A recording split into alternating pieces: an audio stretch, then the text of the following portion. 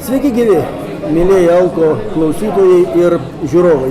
Mes tęsime Alko ekskursijų ciklą Sankt Peterburge ir jūs turbūt jau matote, kad ir girdite, kad esame vienoje jaukioje kavinėje prieš Kazanės soboro Nevskio prospekte.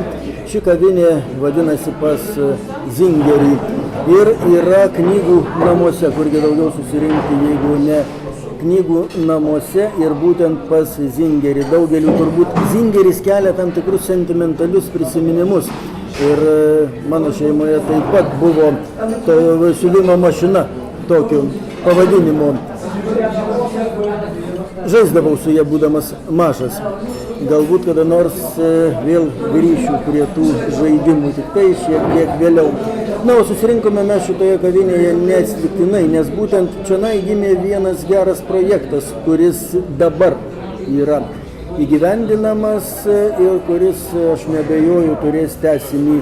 Gimė jisai čia, prie šito stalo ir čionai yra žmonės, kurie buvo šito projekto kūrėjai.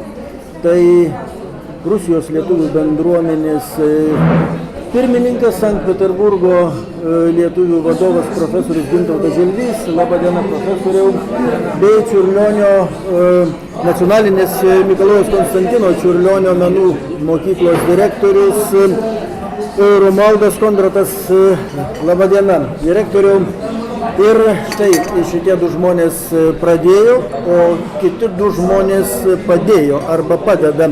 Tai direktoriaus Kondrato pavaduotoja Eglė Čiobotienė, laba diena, bei Lietuvos generalinis konsulas Sankt Peterburge, Dainius Numgaudis, laba diena. Sveiki. Na ir pradėkime mūsų ekskursiją nuo to, kad turbūt vis dėlto profesoriau tamsta kaip šeimininkas. Kodėl pasirinkote štai šitą kavinę ir šitą stalą, kad susitikti su tokiu kitu garbiu žmogumi? Buvo laisva diena ir mes turėjom šiek tiek laiko, o čia visada duoda gerą kavą, čia labai maloni aplinka, susirenka inteligentiški žmonės, menininkai, knygynas, dailininkai, muzikai, kad čia neatsitiktinės tokia vieta buvo paskirta. Nu ir žinoma, kada mes atėjom čia, mes galvojom, kaip mes toliau tęsim, nes buvo jau sutarta, kad dirbsim ir darysim projektą, kuris jau gyvas ir dirba, tai bus paruošta bendradarbiavimo sutartis su Čiurlionio menų mokykla ir Lozano baleto akademija.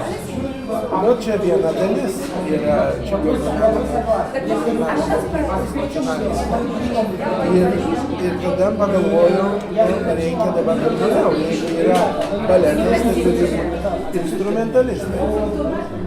Ir taip pat žodis po žodžio, aš jau vakar sakiau per vakarienę su lietuvių bendruomenė ir su vaikais, kad su gerbiamu direktoriumi labai malonu kalbėti. Ramus, tylus žmogus, prityręs administratorius. Sakau į kamerą be komplimentų. Žinau, ką daro ir žinau, kur yra silpnos vietos.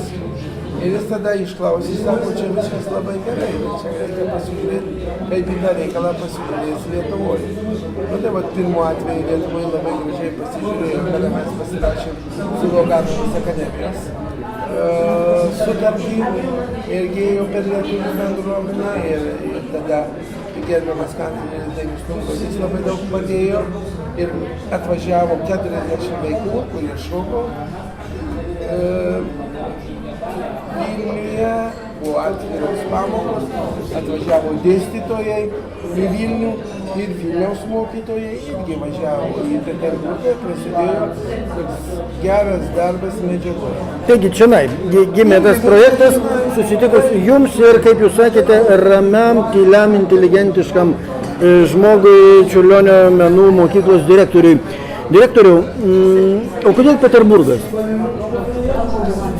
Sunku pasakyti, kodėl. Gal dėl to, kad čia žmonės šiek tiek kitokie, galbūt senos sąsajos arba nostalgija labai kultūringam ir gražiam miestui.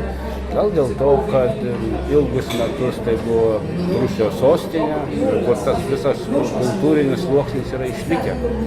Gal dėl to, svarbiausia matyti dėl to, kad žmonės, dėl to, kad buvo profesorius, kurio likimas taip suvedė, kad geros idėjos turi turėti tąsą, na, o mums didžioji dalis mokytojų, kurie yra baigę Vaganos baleto akademiją, tai mums irgi didelė paspirtis yra atnaujinti ir savo žinias ir savo galimybės naujoje kokybėje, nes nuo to laiko, kai mūsų žmonės baigė jau dešimtmečius dirba pagal Vaganos akademijos metodiką, na, visada verta atsinaujinti, nes ir pati akademija kinta, ji nėra tokia, kaip buvo prieš 20 metų, taip kaip ir pats menas kinta, jis nėra statiškas. Daug kas pasikeitė nuo prieš 20 ar daugiau metų. Ir dėl to negalėjau tokios gražios idėjos atsisakyti vardan mūsų vaikų tobulinimo. Tai čia tą idėją pasiūlė profesorius Želvys. Tai dabar, direktoriau, ir vis dėlto apimtis šito projekto. Tai jūs pasirašėte sutartį su baleto akademija ir mūsų laida pasirodys jau ne šį vakarą. Aš taip iš karto įspėju, kad šį vakarą jūs galbūt pasirašysite dar vieną sutartį, bet kai jau Lietuvoje matysim, jau jūs būsite pasirašęs. Taip, kad kalbėkime šiek tiek į ateitį vis dėlto ir jūs pasirašot antrą sutartį dabar, taip? Taip, kadangi tokios analogiškos mokyklos Peterburge nėra, todėl profesorius pasiūlė, kiek nacionaliniai mokykloje yra atskirų, kaip čia, po vienu stogu esančių mokyklų, tiek matyt mes ir stengsimės pasirašyti sutarčių. Tame tarpe dabar bus pasirašyta sutartis su muzikos licėjumi Sankt Peterburgo ir tikiuosi, kad tas bendradarbiavimas duos taip pat mums gerų kūrybinių impulsų. Bet, direktoriau, tada, kad tai būtų labai aiškiai, paprastai suprasta bendradarbiavimas. Tai, kad pedagogai keičiasi patirtimis, tai yra vienas bendradarbiavimo srautas, ar ne? O moksleiviams, mokiniams?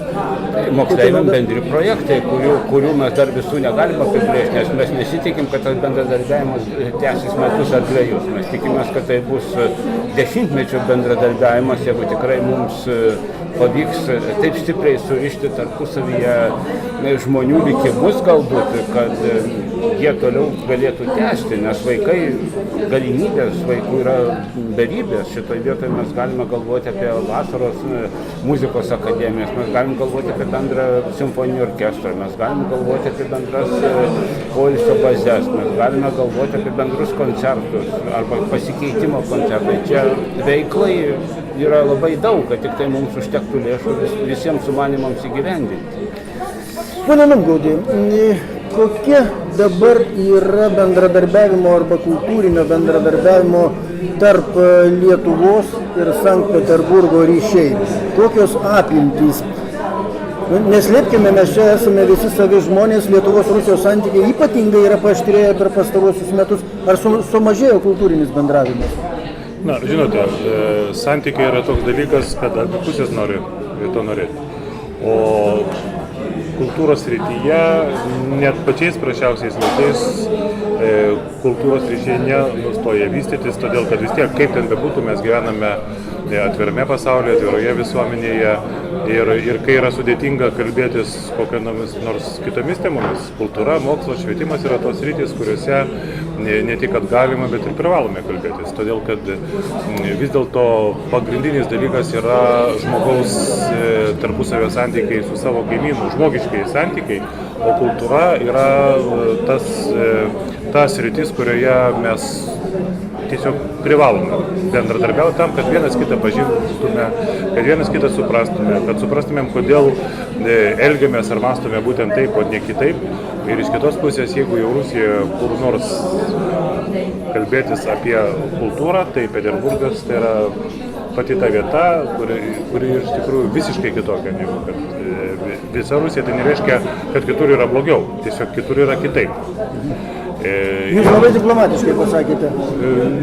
Tai aš sakau, kaip yra realiai, todėl kad Peterburgo dvasia yra unikali. Ir aš per savo tą 3 trupučių mėnesio buvimo čia matau, kad galima kalbėti apie Rusiją ir galima kalbėti apie Peterburgą. Tai yra kaip 2 atskiri poliai, kurie yra labai saviti, labai įdomus. Peterburgo vis tiek daugelis vadina Rusijos kultūros sostinė ir čia yra didžiulė koncentracija tiek mokymosi įstaigų, kur yra rengiami žmonės, kurie paskui dirba kultūros ir meno srityje. Čia yra puikūs teatrai, čia yra puikūs muziejai, turbūt vieni geriausi Europoje. Ir šiandieninis tas koncertas, kuris labai simboliškai vyks Ermitaže, tai po daugelio metų pirmą kartą Lietuvos atlikėjai koncertuos Ermitaže. Tai yra pirmas žingsnis į labai svarbią sritį, į labai svarbų tikslą, kurį mes pradedam, tai yra Čiurlionio darbų parodos organizavimas Sankt Peterburge. Tai yra pirmas žingsnis ir yra labai gražu, kad rytoj prasidedančios Peterburgo Ermitažo dienos pirmasis renginys yra nacionalinės Konstantino Čiurlionio menų mokyklos moksleivių ir Sankt Peterburgo muzikos licėjaus moksleivių koncertas. Ir tai yra pirmas Ermitažo dienų renginys. Tai yra labai svarbus ženklas ir manau, kad mes šiandieną žengsime labai stiprų žingsnį, pradedami ruoštis turbūt 10-mečio įvykiui Čiurlionio darbų parodai Sankt Peterburge. Tai čia turbūt 100-mečio įvykiui, nes šiaip jau Čiurlionio darbai iš Lietuvos kaip įprasta nekeliauja. 1911 metais buvo paskutinė Čiurlionio darbų paroda Peterburge, 161 darbas tada buvo eksponuojamas ir jau čia taip darbiniam lygmenį 6 metus vyksta diskusijos ir aš tikiuosi, kad mums šiandieną po susitikimo, nes kartu dar šiandien yra atvykę ir 2 labai svarbių muziejų, Lietuvos nacionalinio muziejaus ir Čiurlionio dailės muziejaus direktoriai ir šį vakarą turime susitikimą su Ermitažo direktorium šitą temą ir aš tikiuosi, kad šiandieną bus žengtas pirmas žingsnis finišo tiesioje. Profesoriau, ar yra daugiau panašių bendradarbiavimo sutarčių, panašių į šitą, kuri šiandieną pasirašoma, tarkime, ar dailininkų sąjunga, ar kompozitorių, kas per pastarosius keletą metų vyksta? Daugiau sutarties kaip dabar, kaip šiandien, bus pasirašyta sutartis. Ir daugiau sutarties, kaip buvo pernai metais pasirašyta, kas liečia baletą, tokių sutarčių nėra. Aš šitą tiksliai žinau. Ir mes turim visus daiktus vadinti savais vardais. Problemų iš vienos pusės, visada problemos būna iš dalyvaujančių pusių. Ir Peterburgas pragyveno Peterburgo lietuviai ir pragyveno diplomatai Peterburgo ne patį geriausią laikotarpį. Ir mes šitą labai skaudžiai pergyvenom ir mums tas buvo ir labai sunku ir nesinori grįžti tas visas peripetijas. Bet dabar mes matom, kad miestas yra suinteresuotas bendradarbiauti. Miestas pasisuko veidų į Lietuvą, į Lietuvos generalinį konsulatą. Renginiuose dalyvauja garbūs žmonės ir žmonės, kurie užsiima kultūrą, ekonomiką, švietimu renginiuose. Ir jie mato, kad Lietuva yra ta teritorija, su kuria galima ir reikia bendradarbiauti. Kodėl miestas pasisuko ir kada? Miestas pasisuko, tai čia mes turim gerbiamą generalinį konsulą, kuris atvažiavo prieš 100 dienų ir čia buvo jau taip daėję, kad kada būdavo renginiai generaliniam konsulate, tai niekas neteidavo.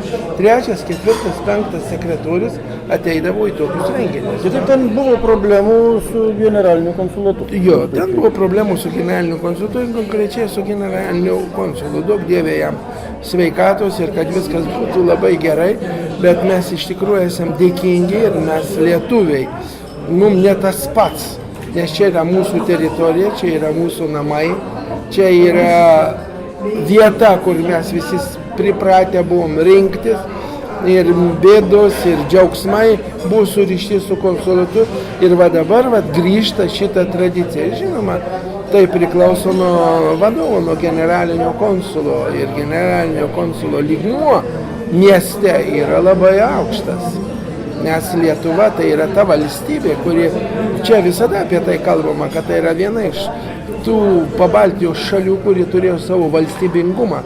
Nuo neatmenamų laikų turėjo savo konstituciją nuo 16 amžiaus vidurio. Ir žmonės šitą žino. Ir kada buvo neypatingai smagu bendradarbiauti, trūko tiesiog kultūros lygio. Diplomatas turi mylėti tą savo darbą, gerbti tą šalį, kuris yra ir daryti viską galimybių ribose, kad santykiai būtų vystomi. O šiandien mes turim tokią poziciją ir žinoma, labai yra smagu apie tai kalbėti.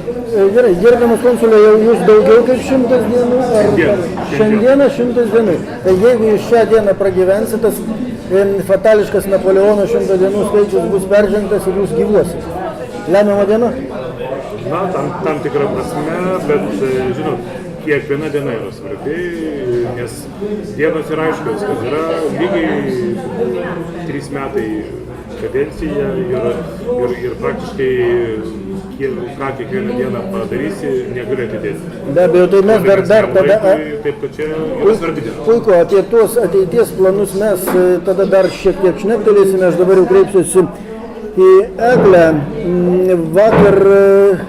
Vakar lankėtės muzikos licėjuje čia Peterburgo ir galėjote palyginti su jūsų menų mokykla.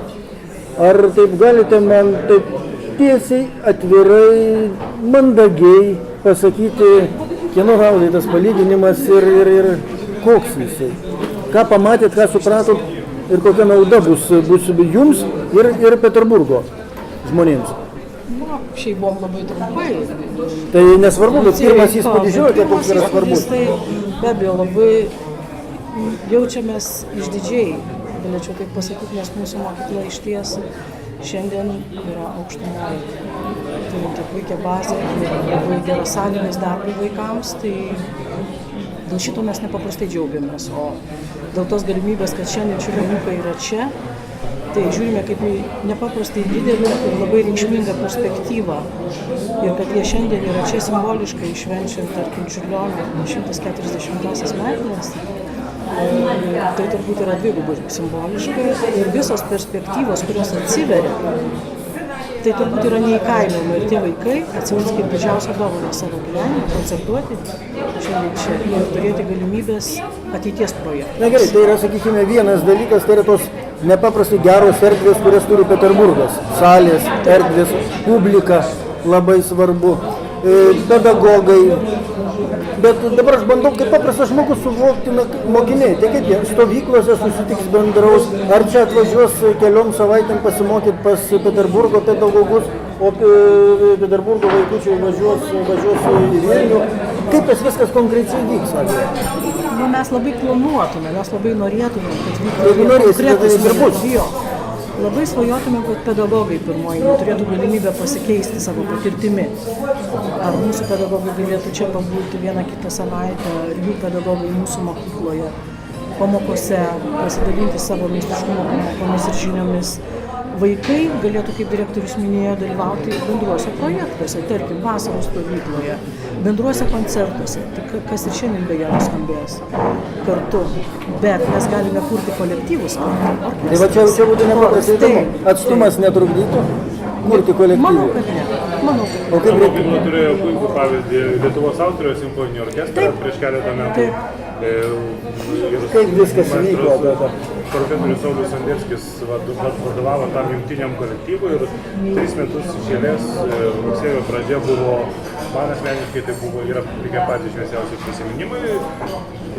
Tikri meistrai, kokie jau iš anksto mokosi kiekvienoje tiek kitoje įstaigoje švietimo, tai yra vaikai, kuriems reikia tik tai jausti, o tą pojūtį jie turi ir bet koks projektas yra įmanomas ir aš galvoju, kad jeigu, pavyzdžiui, tas jungtinis orkestras, kuris galėtų būti, jis tikrai laiks nuo laiko susirinkęs galėtų atlikti pačius sudėtingiausius kūrinius.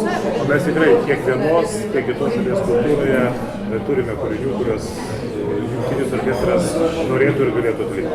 Gerai, bet vis tiek dar jūs, maestro, nespecialistui, paaiškinkit. Suprantu, kad dirigentas gali nuvykęs kur nors į Novosibirską, ten operai diriguoti, dirigentas jau meistras, maestro. O kaip galima moksleivinį jungtinį orkestrą padaryti? Labai paprasta. Aptariamas repertuaras, išdalinamas, pasidalinama, kokie instrumentai pajėgiausi yra vienoje ar kitoje mokykloje, nes nesame tokie universalūs, kad visur būtume labai stiprus. Ir tada susirenka, savaitėlę parepetuoja ir gali groti. Tai vis tiek yra profesiškai paruošti vaikai ir jokių problemų nekelia. Tik lieka tada įprasminti kūrinį ir jau tai lemia dirigento asmenybė, kiek jis sugeba paskui save patraukti vaikus ir patraukti žmonės įdomių repertuarų. Na gerai, dar šiek tiek apie šitą projektą ir paskui eisim jau prie ateities perspektyvų. Truputėlį skiriasi mokymo programos jūsų mokykloje ir štai muzikos licėjuje Peterburge. Čionai daugiau, kaip aš supratau, daugiau dėmesio skiriama yra specialybės dalykam, mažiau bendriesiams dalykams. Lietuvoje atvirkščiai. Tas šiek tiek, na taip, neiškreipia ko nors. Kaip pasakyti, neiškreipia. Tiesiog, jei būtų tų specialybinių valandų daugiau, aišku, gal būtų ir geriau. Pas mus, jeigu būtų Lietuvoje. Taip. Bet iš kitos pusės, tai vaikai taip pat turi turėti tam tikras galimybės pasukti ir kitų kelių. Nes jie pagal bendrasis programas gauna išsilavinimo dokumentą. Nebūtinai, pas mus yra tokių vaikų, kurie tiesiog sugalvoja visiškai netikėtai pasukti kitų kelių. Jie turi turėti galimybę, turi turėti pasirinkimą tam.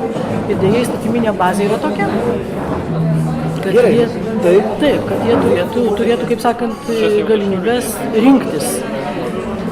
Čia turbūt akcentas yra daromas daugiau į tai, kad žmonės, kurie renkasi šį kelią, jau labai didelis akcentas yra į meninę pusę. Įstatyminė bazė, aš manyčiau, yra švietimo kitokia. Na gerai, bet jūs nebijot, kad tą pavyks suderinti. Tokiu atveju. Ta darom. Darom ir darysim. Gerai, tai dabar, direktoriui, jūs sakėte, projektas šitas plus kitas gali būti 10-mečiams. O apie ką jūs dar svajojat ir galvojat? Na, dar turime vieną sferą mokykloje, kurios nepajudinam, tai yra dailė. Tai jums dar reikėtų surasti čionai licėjų, dailės licėjų. Tai profesorius prisėmė savo Profesorius Želvys ieškos dabar. Taip, kad surastume visai mokyklai veiklos ir nutiestume turbūt kaip senais laikais, Čiurlionis čia gyvenęs ne vienerius metus, galbūt atrastume ir sąlyčio taškų ir būtent vizualiuose menuose ar kokiuose nors šiuolaikiniuose net. Taip, kad čia tuo labiau mūsų visos programos yra pakankamai integruotos. Mūsų dailininkai kai kurie groja instrumentais, o mūsų muzikantai paišo ir tapo.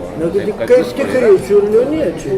Taip ir turi būti čiurlionis. Dėl to, ką jūs minėjote, dėl programų neatitikimo, tai čia jos nekelia jokių problemų.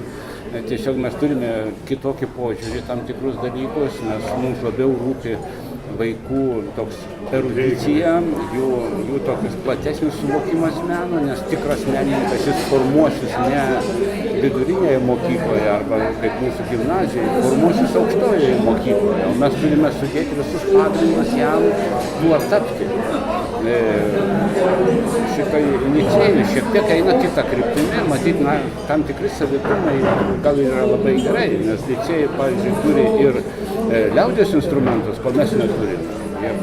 Žinau, jie turi ir balalaikų orkestrą, ir akordeoną, ir bajaną, ir taip toliau, ko mes neturime ir nelabai siekime turėti, nes galvojame, kad tam yra kitos mokyklos ir joms reikia erdvės duoti pasireikšti. Taip, kad mums niekiek dėl to neatrodo, kad mūsų vaikai arba silpniau paruošti, arba Nes mūsų vaikų sąlygos tikrai drįstu teigti yra daug geresnės negu čia mes matėme. Galbūt ateityje, aišku, jie pasidarys irgi puikias sąlygas, bet kol kas, man atrodo, tai šiek tiek kompensuoja ir mūsų tų galbūt norimų valandų kiekio.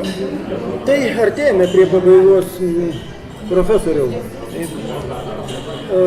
Taigi jūsų svajonės kokios, kaip Lietuvos Sankt Peterburgo bendradarbiavimą plėsti, bet jeigu įmanoma per minutėlę. Aš pasakysiu, 17 metais licėjaus mokiniai, kurie dabar pasirašė sutartį su Čiurlionio mokykla, 100 vaikų 17 metais atvažiuoja į puikią Lietuvos teritoriją vietą, Aluntą. Jau buvo susitarta su direktoriais, vienas kitam paspaudė rankas, pasirašė tokią bendradarbiavimo sutartį ir 100 vaikų bus Lietuvoje. 17 metai. Ir aš manau, kad iki to laiko mes dar padarysim daug gerų dalykų. Svarbiausia, žinot kodėl? Todėl, kad yra žmonės, kurie gali šitą dalyką daryti, kurie nefantazuoja, nepasakoja projektus, bet medžiagoja. Va tai, kad mes dabar sėdėm šitoj vietoj, kada tas buvo pakalbėta, kiek buvo grandžių, kurios turėjo susiveikti vieną vietą. Mane žavi jūsų optimizmas ir energija ir šitoj vietoj primenu, kad mes sėdime pas Zingerį Sankt Peterburgo centre. Generaliniam konsului tada pabaigos žodis 100 dienų, gražus, nuostabus skaičius ir tiek to. Nesiekime su antroju Napoleono viešpatavimu, tegul tai būna jūsų darbo uvertiūra. Tokia ir paskui jau eis pati opera. Jūsų svajonė čia, jūs minėjote kadenciją 3 metai. Liko beveik 3 metai be 100 dienų. Ką jūs dar tikitės ir norite labiausiai nuveikti? Na, kaip aš jau ir sakiau, kad dabar yra turbūt pats geriausias laikas, kai kitos rytis tyli, mums kalbėti kultūros ir meno kalba.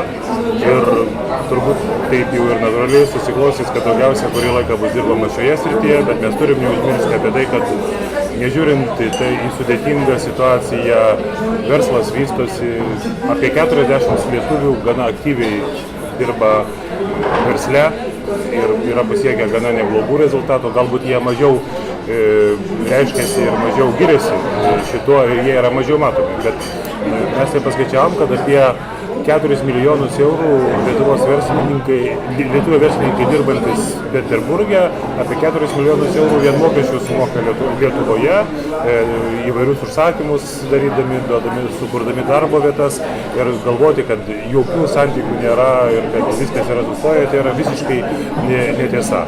Mes turime istorinės atminties, jam žinome daug padirbėti. Iš 20 nepriklausomybės akto signatarų 11 gyveno arba mokėsi Peterburge.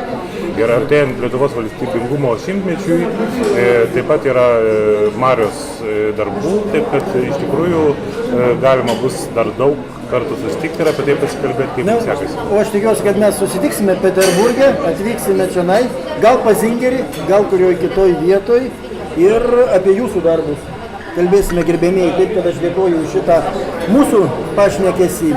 Ačiū, iki pasimatymo ir primenu Alko radio ir televizijos ekskursiją Sankt Peterburge, kavinė pas Zingerį, Nevskio prospektas, man už nugaros Kazanės soboras, kuriam ir perduodame linkėjimus.